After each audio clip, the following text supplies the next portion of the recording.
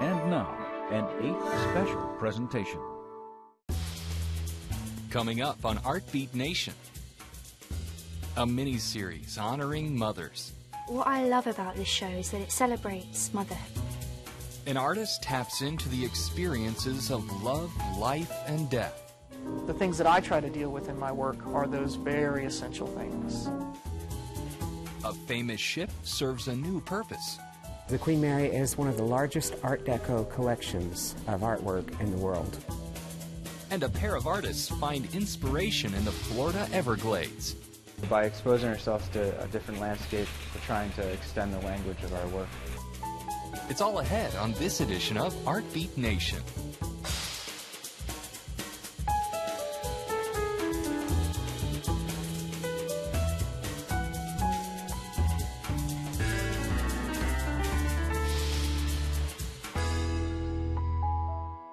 Funding for Artbeat Nation was made possible by contributions to AIT from viewers like you. Thank you. The PBS miniseries Call the Midwife follows a handful of midwives and nuns in a London nursing convent in the 1950s. Cast members reveal what it's like portraying these fascinating female characters. I guess what attracted me to Call the Midwife when I first picked up the scripts were the incredible stories and the women involved in those incredible stories, and not just the ones giving birth. This very defined group of female characters that make up the community of Nonnatus House. They're funny. They've all got a history to them. It was a no-brainer, really. When I first read the first 2 episodes, I was just reading them on the tube, the metro system, so in little spurts, and I was so moved, and I even cried at one point, and I laughed at others, and I just thought that the scripts are so darling. They're so British and beautiful, but so courageous as well, and I just couldn't believe it when they said that they'd have me, when they cast me. It was wonderful. I'd read the memoirs by Jennifer Worth, and I was just in floods of tears the whole way through. They were amazing, really heartfelt stories, and true stories which make them even more sad and tragic and wonderful in some cases. And there was a real sense of womanhood and support amongst the women characters, the female characters. We're like maybe a year away from the pill getting introduced. Women are starting to have careers, not so much. This is why I find it fascinating that these young girls have chosen to be midwives, and they could have done anything. And it is a hard job to go out and cycle to people's houses and do home deliveries. It's just, I feel like I've been let into the secrets of childbirth and motherhood a bit more, and it's a lovely club to be a part of. Filming in the era of the 50s, I find actually really useful in terms of like getting into character, because there's a mode that you kind of get into once you put that costume on and your hair is all curled, and I don't know, you just feel it.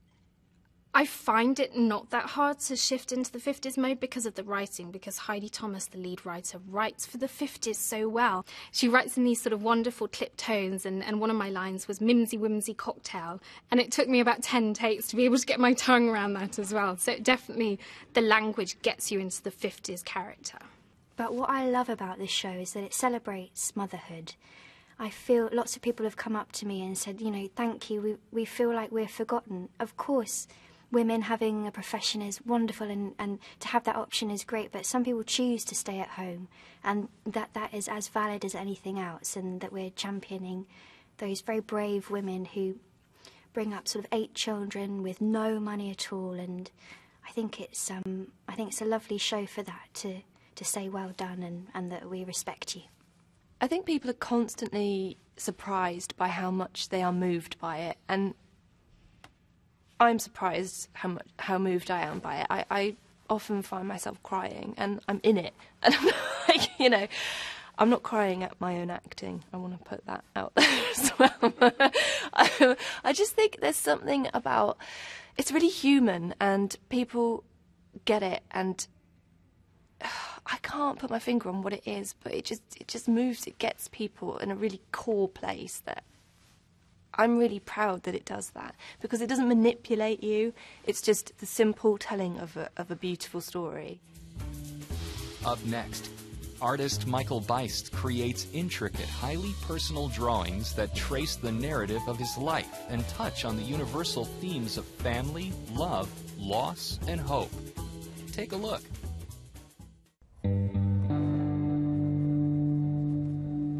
My work is influenced by the impulses behind literature and film, which is to say, telling a story.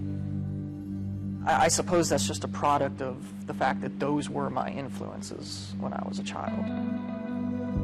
I was obsessed with Disney, and I wanted to be an animator. I was raised in a very fundamentally religious family.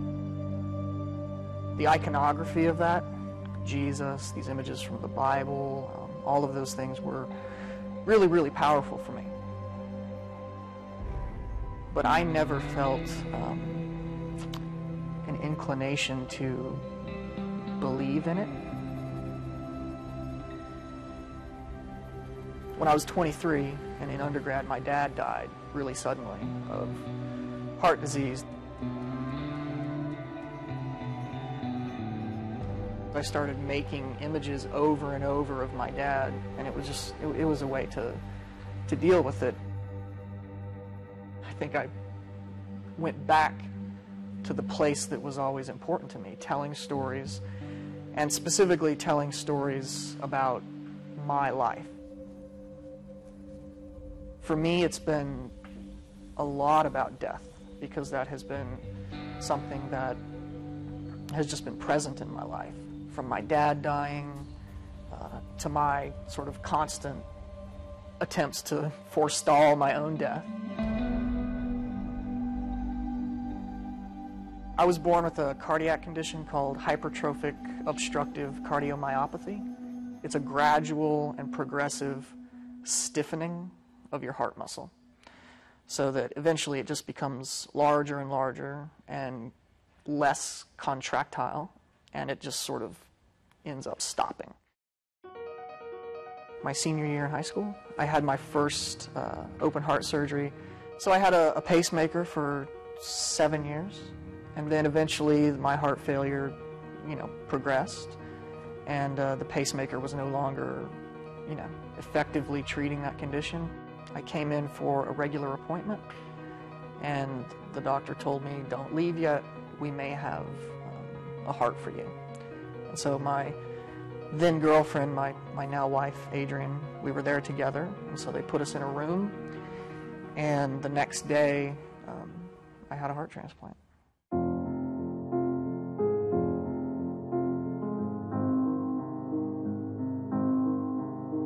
So the first drawing I made was based very directly off of a photograph that my wife took, and it was an image of me in the bed, still unconscious, with the breathing tube in my throat and everything connected to me. That first drawing reminded me a lot of like the films of David Cronenberg. There's this fusion of technology and organic matter. So that one drawing sort of set the tone for how I would approach the rest of the work. First of all, I sort of see the image in my head, what I would like it to be. It's something that I would envision in a movie, or something I would come up with in my own mind while reading a novel. I start gathering and collecting photographic sources that I think I can build an image from. And then sometimes I will draw it from looking at an object. So there's a combination of approaches and source materials that go into building each drawing.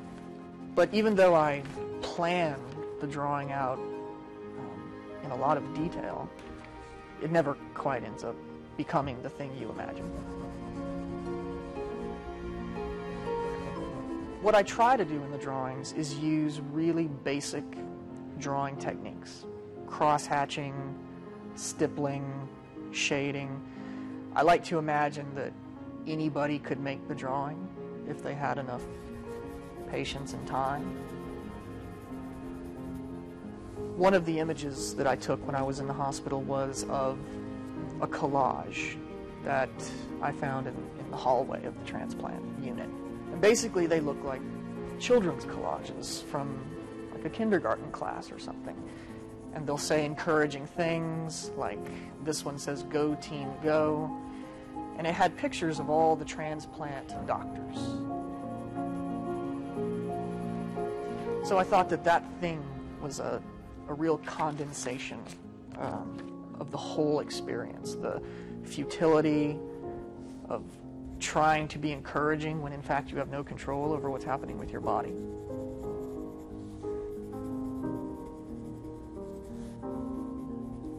The waiting room in Methodist has this large cabinet, and inside this cabinet are these ceramic reproductions of wildlife, eagles, geese, tigers, and they all look really predatory, you know? There's this feeling of something terrible impending. It's a really, really uncomfortable environment for someone waiting to hear if their loved one is going to live or die. So that's another place where I thought that genre and real experience could come together and create something for the audience that they could enjoy, but also understand the emotion.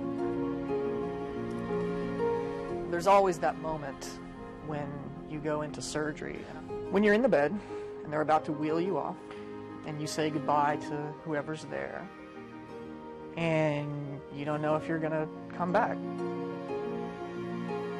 As I was making the drawing, I was trying to find a way to sort of cobble together all my family members into an image. I took an image of all my family gathered together that was taken when I was married. It actually includes myself in the image, and it has my wife in her wedding dress and the rest of my family sort of in wedding clothes. That drawing is about the possibility at that moment of not surviving it, or the possibility of a future in which you get married.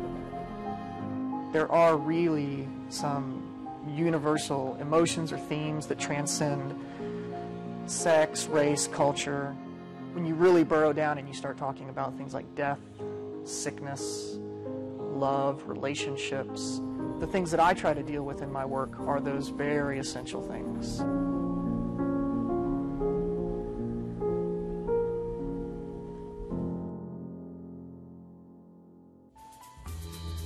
You can find out more about Michael at michaelbice.com.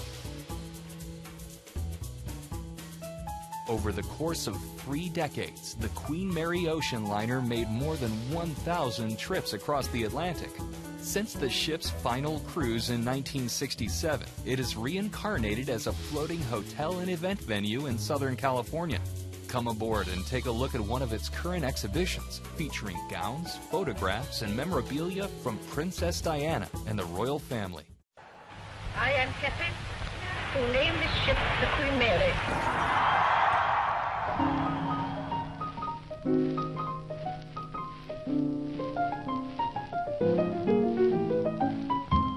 Back in the 1930s, the Queen Mary was designed to fulfill a quest for speed for travel across the wild Atlantic. The Queen Mary is twice the size of the Titanic and about 12 knots faster, so she could speed along and have an ocean crossing in just 5 days. So every Wednesday, one queen would leave New York, the other England, and they would many times pass within sight of one another as they sped away. And after World War II, they became the most prosperous ships in the history of man in the sea, earning the Cunard Line $25 million apiece each year for a $50 million income, and that was incredible for the 50s. Her legacy during World War II as the Grey Ghost is significant. She is the largest troop carrier in the world. Sets the largest record, the record for the largest carrier, which was over or 18,000 troops at one time. These are men, obviously, you know, in the perils of World War II. And the ship stood tall during that era, too. And according to Churchill, was one of the biggest endeavors for winning World War II because she was able to move the troops. So her history is so regal. And of course, in 1957, an experimental aircraft flew up in Seattle. It was nicknamed the Dash 80. It would later become the Boeing 707, and as soon as it received its certificate of airworthiness, the age of jet travel was upon us. And from that moment on, the numbers and great point-to-point traveling Greyhounds like the Queen Mary and Queen Elizabeth started to diminish. And by 1967, the era of the great ship was over. After 1,001 crossings and 6 years of war service, the Queen Mary found a permanent home in Long Beach, California, arriving December 9th, 1967. The Queen Mary is now 76 years old. She has become a great prize. She is the last of the great machine-age ocean liners. Never again will you see point-to-point ocean travel like it was with ocean Greyhounds in the 1930s. It cost far too much to design and build a ship like this. The Queen Mary is one of the largest Art Deco collections of artwork in the world. Also, the Queen Mary is known as the ship of beautiful woods. There are 56 rare and exotic woods sewn from all over the British Empire, from as basic as mahogany to as exotic as the wood in the observation bar, which is called cedar maw. It's a mutant wood that occurs naturally every 150 to 175 years. Global weather conditions have to be just right for cedar and mahogany to cross-pollinate. The Queen Mary is very special in all of its appointments. There are beautiful paintings around and about the ship. There is a lot of marquetry work, a very popular style of art, inlaid veneers, causing an overall picture. There's a very lovely one in the hotel lobby of some birds. It was originally over the bed where Queen Elizabeth, the Queen Mother, slept when she traveled in the ship in November 1954. We've put it out there so more people could enjoy it. Over the years, like the tide of the lagoon in which she sits, the interest and challenges of maintaining the Queen Mary's grace ebb and flow. But a regal undertaking melds her legacy with another family of royal lineage. We constructed a 13,000 square foot gallery especially for this exhibition. We put a lot of heart and soul into creating this space. Here in the Diana exhibit, we're able to place original furnishings throughout the exhibit with interpretive cards with vintage photography showing that piece of furniture actually where it came from, to make sure that folks are walking around with the legacy of Diana and the legacy of the royals and now the legacy of Kate, but also appreciate the legacy of the ship as an instrument of etiquette and fluency and this regal style that, of course, we know that the royal family and Diana certainly have. And the exhibit itself goes back to Queen Mary herself and the christening of the Queen Mary, the ship, the Queen Mary. But it tells the story of these royal family members all the way through to Prince William and now the Duchess of Cambridge. And the primary gallery that we're standing in now features some of Princess Diana's gowns that she wore during her lifetime. She auctioned these gowns off a month before she died to raise money for breast cancer charities and a couple of other nonprofit organizations as well. But breast cancer was one of the important charities to Princess Diana during the last years of her life. And with the exhibit, Diana's generosity continues. A portion of the proceeds from ticket sales continue to support breast cancer organizations. So we have some lingerie that was owned and worn by the Duchess of Windsor, as well as a whole section that is dedicated to the Duke and Duchess of Windsor and their love story, which was quite romantic and quite scandalous at the same time. And the majority of the content in this exhibit is owned by just, I think, 7 different private collectors who generously donate their items to be displayed in an effort to raise money for breast cancer and to make a difference. To learn more about the Queen Mary and its exhibition, Diana, Legacy of a Princess, visit queenmary.com. New York-based installation artists Stephen Wynn and Wade Kavanaugh have worked together since 2005 to create indoor forests of surreal tree trunks and dangling roots, all made of paper. Recently, the pair recreated the dense mangroves and plant life they discovered on a trip to the Florida Everglades.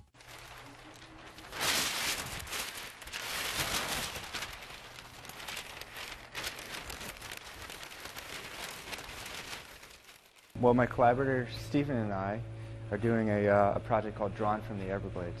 And so it's a site-specific work to this space and to the Everglades National Park, where we spent 2 weeks there through the Aries residency program, where you actually live in the national park, like in the park ranger complex. And then we spent a lot of time cataloging textures, trying to draw impressions.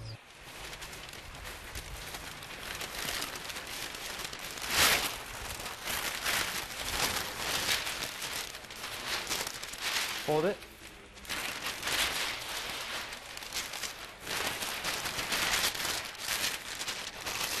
Aries it's artist in residence in the Everglades. It was great. Yeah, it was really mellow. We were coming from the north, and so to be here and to be in 80-degree weather was pretty incredible. We're doing a number of these projects like this, where we'll go specifically to one place, especially somewhere new. Artists tend to fall into their conventions where they do the same thing over and over again. And so by exposing ourselves to a different landscape, we're trying to extend the language of our work. And so, a lot of the times we're in a more northern landscape where it's somewhat mountainous or there's a rich geologic past. In the Everglades, it's flat as a pancake. And all of the action, as far as biology, is really below the surface of the water. And so our work we try to make it happen right at the intersection of real space and imaginary space. And so to have that investigation where you're constantly imagining what's beneath the water and how this little moment of something above the surface translates to, or asking yourself what it translates below the surface, really led a lot of our inquiry for this project. And so a lot of artists have a model of working where they work in the studio for a number of months in preparation. They make something that they've defined the parameters of, and then they recreate those parameters in the gallery to exhibit the work. Steve and I have a much different practice where we go to a site and try to make work specific to the space. But that means that there's always that kind of element of potential failure and risk involved. And so the process, you can see, Stephen's back there ripping the piece apart. And so it's much more similar to the process of drawing than it is to making a sculpture. It was 20 rolls of paper, and all of this paper has been textured by putting it in the end of a drill, spinning it, and it gets that nice crumple texture. And then it's a lot of manipulation by hand, figuring out what we like. And so we've gotten everything blocked in. Like we feel really good about how the object is sitting in the gallery. We've got a lot of material in place, and now it's relatively static right now. And so now we're trying to go back into the surface and make it more of a dynamic abstraction of what we saw.